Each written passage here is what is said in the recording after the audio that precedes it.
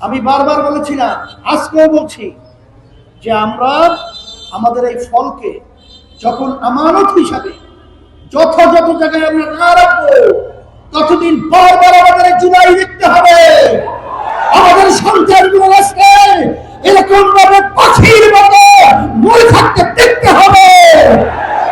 এই জন্য আমি বারবার বলেছিলাম যে আমরা বারবার আমাদের এই ফলকে মুরগি যেরকম নাকি শ্রীগালের হাতে আমানত যেরকম নিরাপদ নয়, আমাদের দেশের বারবার এই অর্জনকে আমরা যাদের হাতে তুলে দিচ্ছি, এই 5ই আগস্ট গণ অভ্যুত্থানের পরে যে আমাদের সম্ভাবনাময় একটা পরিবেশ তৈরি হয়েছিল, এই যে সমঝোতা করেছিলাম তার নায়ক আমরাই ছিলাম।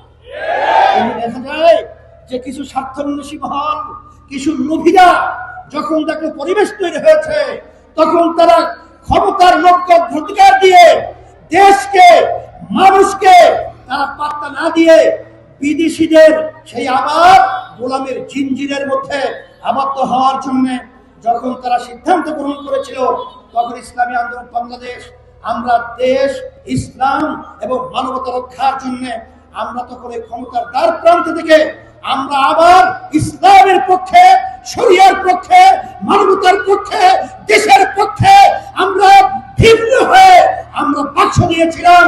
আজকে বাংলাদেশের ভিতরে দেখেন যে আজকে বিরোধী দল রয়েছে, সরকার রয়েছে, কিন্তু আমাদের যে জীবনগুলো দিয়েছিলাম যে উদ্দেশ্যে, রক্ত দিয়েছিলাম যে উদ্দেশ্যে, চক্ষু হারিয়েছিলাম যে উদ্দেশ্যে, সব পায়ের নিচে পদদলিত হলো।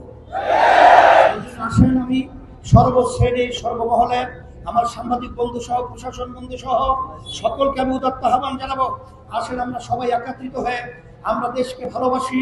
ইমানের একটা অংশ, ব্যক্তি স্বার্থ, চুরি দুর্নীতি বাদ দেন। এই সম্পদ নিয়ে আর কি করবেন, আর কত লাগবে, আর কত দরকার? আসেন আসেন, সেই রক্তকে ভুলেন না, আজকে সেই সন্তানের হাজুরি ভুলেন না, আজকে সেই মায়ের আর্তনাদ ভুলেন না। আজকে আমরা সবাই সেই জুলাই চেতনায় উজ্জীবিত হয়ে আমাদের দেশকে স্মরণের দেশ গড়ার আহ্বান রেখে আজকে আমরা সেই জুলাই সনদের যে ব্যাপার রয়েছে, আমি বর্তমান সরকারকে বলবো, আমাদের প্রধানমন্ত্রী তিনি বলেছিলেন অক্ষরে অক্ষরে সেটা বাস্তবায়িত হবে, ওই আমরা লক্ষণ দেখছি না। বরঞ্চ আজকে বিভিন্ন ছাত্র হলে, বিভিন্ন জায়গায় যে বিশৃঙ্খলা পরিবেশ দেখেছি, এইটা কিন্তু এই জুলাইয়ের ফসল না, এটাকে আপনারা পরিবর্তন করবেন।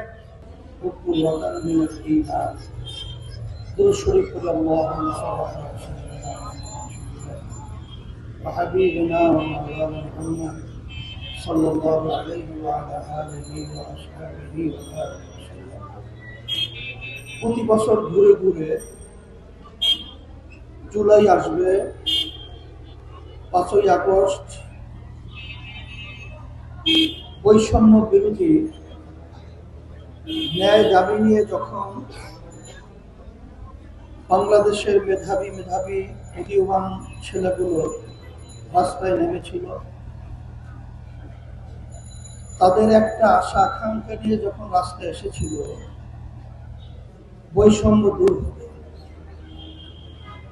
অন্যায় দূরীভূত হবে, ন্যায় প্রতিষ্ঠিত হবে। আমরা তখন কি দেখলাম?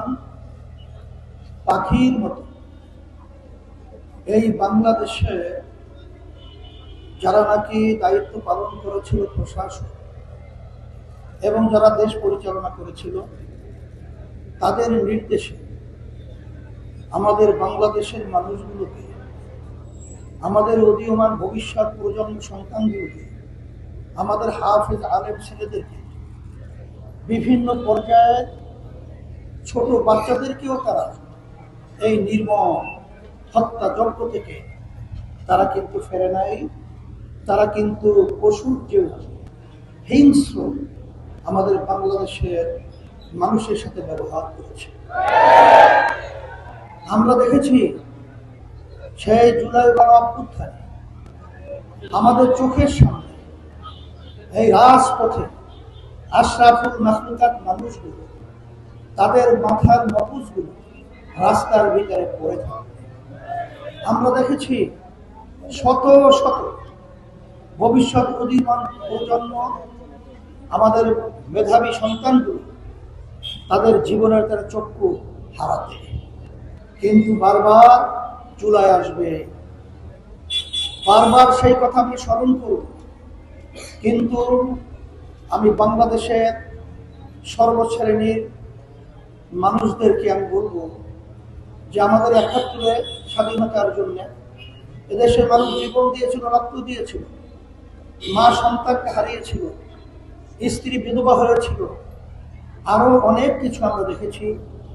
বারবার বারবার আমাদের দেশে এইভাবে জীবন দেওয়ার, রক্ত দেওয়ার এবং পঙ্গু হওয়ার ইতিহাস আমাদের বাংলাদেশে স্বর্ণাক্ষরের মতো যেটা লেখা রয়েছে, বাস্তবে রয়েছে। কিন্তু আমরা যে লক্ষ্য উদ্দেশ্য নিয়ে বারবার রাস্তায় আছি, এই দেশটাকে একটা সোনার দেশ তৈরি করার জন্য, আমরা বারবার যে রাস্তায় আসি বৈষম্য দূর হওয়ার জন্য, আমরা বারবার যে রাস্তায় জীবন বিলিয়ে বারবার রাজপথে আসি, কেন? এদেশে টাকা বিদেশে পাচার হবে না, লক্ষ লক্ষ মানুষ আর বিনা অপরাধে মিথ্যা কেসের মাধ্যমে তাদের সংসার ধ্বংস হবে না, আমাদের মায়ের কোলগুলার সন্তান হারা হবে না, আমাদের দেশের মানুষ রাস্তায় নামবে গুম হবে, ঘরে থাকবে খুন হবে, আর সেই মায়ের কথা আমাদের কানে আর শুনতে হবে না যে আজকে কয়েকদিন পর্যন্ত আমার সন্তান আমাকে মা বলে ডাক দেয় না। এই জন্য আমি বলবো যে আমাদের চিন্তার পরিবর্তন করতে হবে।